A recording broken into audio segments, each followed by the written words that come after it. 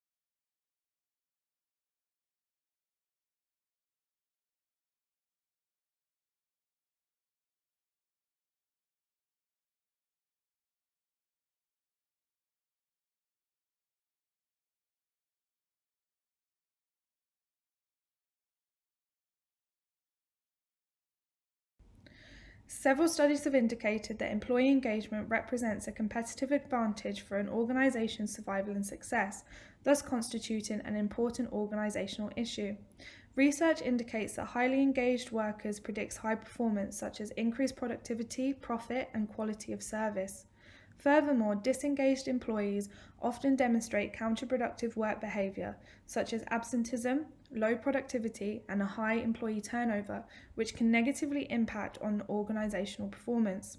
It has been theorised that employee engagement is a positive antithesis to burnout.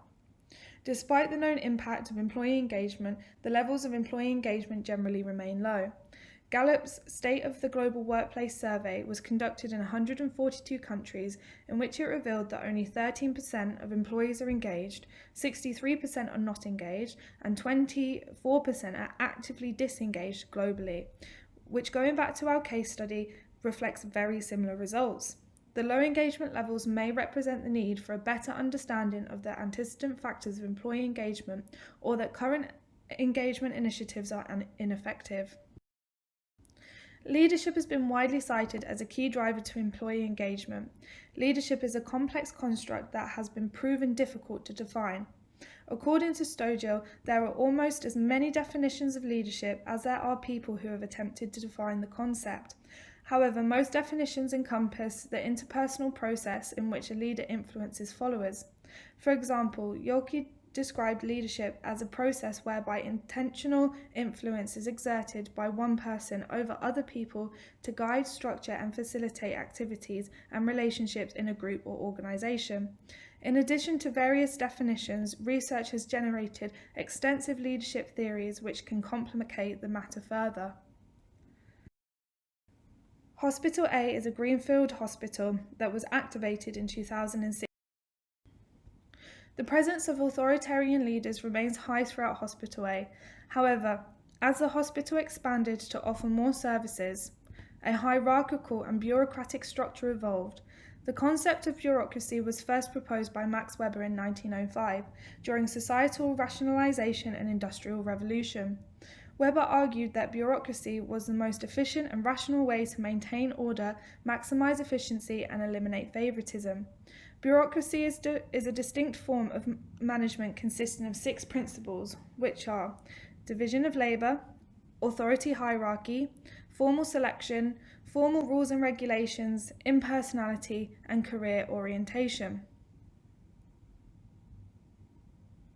According to Weber, impersonality and formality guarantees that organisational objectives are not confused with personal motivations or other subjects. By hiring talent based on qualifications and expertise, Weber believed that particularism or favouritism of traditional authority would be eliminated. Furthermore, the bureaucratic structure provides clear delineation of responsibilities, which adheres to strict rules, allowing employees to know the expectation of their work role. This enables large organisations to execute highly complex tasks and increase the predictability of the organisation's output. However, bureaucracy has been criticised as red tape, whereby excessive regulations and rigid conformity stunts organisational performance. A key factor of organisational performance is teamwork. It can be argued that bureaucracy hinders high-performing teamwork by restricting and alienating employees. Furthermore, bureaucracy promotes impersonality, in which the organisation becomes dehumanised. By dissuading emotional relationships, the development of trust is hindered throughout the organisation. Trust in relationships are fundamental for effective team working and creating psychological safety needed for employee engagement. Finally, bureaucracy creates a role culture, which Handy describes as an organisational culture that is inflexible and slow in decision-making. Therefore, bureaucracy has been labelled as redundant in the fast-evolving modern world. With regards to Hospital A, the negative effects of bureaucracy are apparent. The hospital consists of a large number of Western-trained midwives, in which autonomy within their scope of practice is expected. However, due to the rigid regulations of Hospital A, the Western-trained midwives have felt disempowered and conflicts have arisen. In turn, productivity has reduced due to high rates of resignations, which indicates disengagement. However, it may be worth noting that a large proportion of the nursing workforce are non-Western trained. These nurses are often more task-orientated and dogmatic, when it comes to healthcare. These employees tend to rely on strict guidelines to inform their practice, in which bureaucratic management is ideal. This supports the notion that leadership and management must be situational dependent and informed by the employee's characteristics. Transactional leadership may offer a solution to bureaucracy. Transactional leadership is a defined process of exchanges or bargains found on a mutual agreement between the leader and followers. Transactional leaders focus on role supervision and organizational performance, in which they promote conformity through incentives. Through contingent reward, employees are motivated to fulfill their work role. However, an important limitation of transactional leadership is the lack of leader accountability in the face of adverse situations. Once the leader has provided the task, the job is solely the responsibility of the employee. This can lead to a culture of blame and fear. Transactional leadership has been characterized as manipulative in that it seeks control over followers by catering to their lowest need. However, transactional leadership may be an effective style to increase engagement at Hospital A. The majority of the staff at Hospital A are expats who are attracted by the generous salary and benefits packages. Recently, the housing allowance was decreased, which caused many expats to consider moving back to their country of origin. There was a palpable negative atmosphere throughout the hospital in which staff appeared to be disengaged due to a lack of incentive. Contingent reward may encourage these employees to continue working for the organisation. However, transactional leadership does not encourage employees' development, which may be needed for a deeper level of engagement. According to leadership literature, transformational leadership is positively related to a highly engaged workforce. A transformational leadership style focuses on recognizing the employee's potential and encourages them to develop professionally. Bass defines a transformational leader as an individual who possesses certain characteristics which can motivate employees to develop beyond their own personal interests and achieve organizational goals. Transformational leadership has 4 characteristics, known as the 4 I's, which are individualized influence, individualized consideration, intellectual stimulation, and inspirational motivation. Transformational leadership has been positively linked to team performance. Walden found that multifunctional team innovation processes were improved under the influence of transformational leaders. The 4 I's of transformational leadership may produce key intermediate outcomes that could positively influence team working processes such as communication, cohesion, and conflict management. For example, individualized consideration encompasses attentive listening and constructing close relationships, thus fostering effective communication. Idealized influence increases cohesion through developing shared visions within the team. And intellectual motivation can create a culture whereby intellectual debates are a healthy form of conflict, thus offering conflict management. Positively addressing the team working processes is an important prerequisite to sustaining an integrated and high-performing team.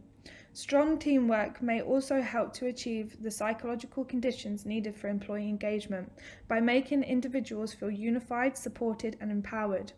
However, transformational leadership does not come without its criticism. Some argue that transformational leadership is hard to implement and lacks conceptual clarity. Others claim that transformational leadership appears to support the trait theory of leadership, whereby leaders naturally possess the right characteristics which cannot be learned. Allied with this, Homrig claimed that transformational leadership has a potential immoral and ethical dimension that could be exploited by an unscrupulous leader inflicted on naive and unsuspected followers. As demonstrated, transactional and transformational leadership both have unique contributions to employee engagement.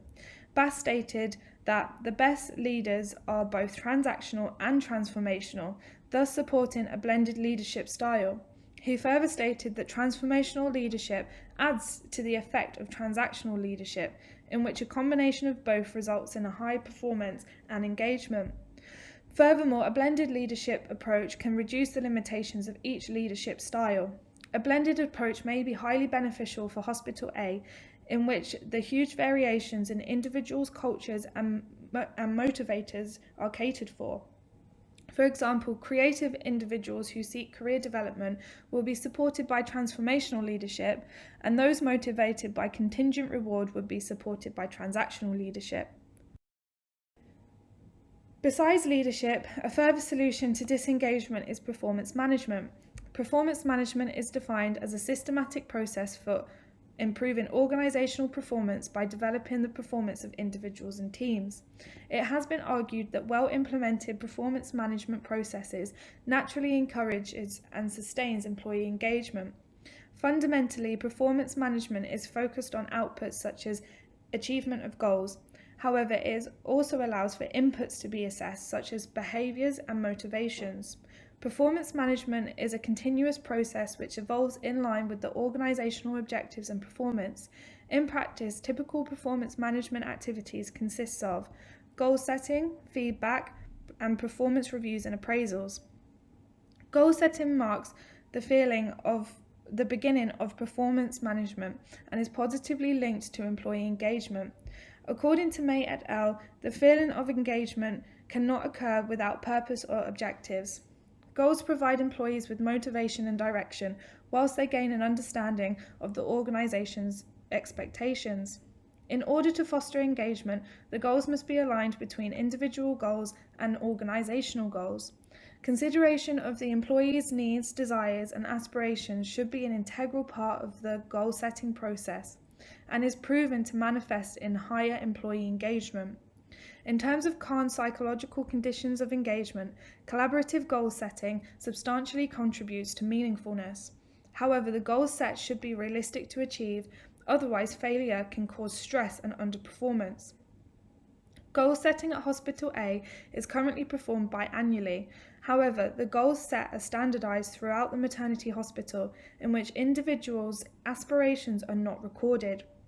Goal setting at Hospital A enables employees to keep up to date with the objectives of the hospital during a period of abundant change. However, by not aligning goals to the individual's desires, the process may be considered as a missed opportunity for enhancing employee engagement. Our final consideration is the relationship between change and employee engagement. Hospital A has experienced many high-impact changes since opening in 2016, including a revised model of care and restructuring. Such changes have been implemented in an autocratic fashion in which employees report poor communication and a lack of transparency. According to Burns, change is a constant and necessary feature of organisational life. For organisations to survive and succeed, they must adapt to reflect the highly competitive and dynamic environment. However, change is a destabilising and often disruptive process that can negatively impact on the emotional and psychological well-being of employees.